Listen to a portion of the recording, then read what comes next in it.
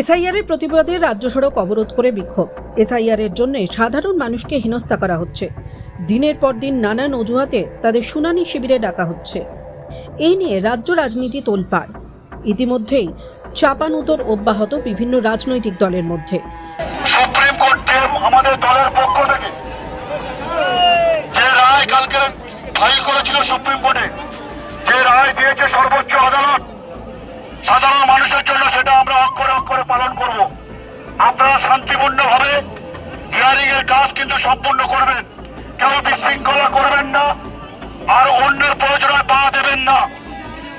আর যাদের কাগজপত্র ছিঁড়ে গেছে তারা বিএলএল এর সঙ্গে যোগাযোগ করবে, নতুন করে তাদের কাগজ পাঠানো হবে এবং তাদের ডেট তারিখ দেওয়া হবে। সাধারণ ভোটারদের হেনস্থার অভিযোগে সোনাখালী বাসন্তী রাজ্য সড়ক অবরোধ করে রাস্তায় আগুন জ্বালিয়ে বিক্ষোভ দেখালেন এলাকার সাধারণ মানুষ। মঙ্গলবার সকাল 10টা থেকে প্রায় ঘণ্টা খানেক ধরে এই অবরোধ চলল। পাশাপাশি বিডিও অফিস চত্বরেও ভাঙচুর করা হয়েছে বলে অভিযোগ।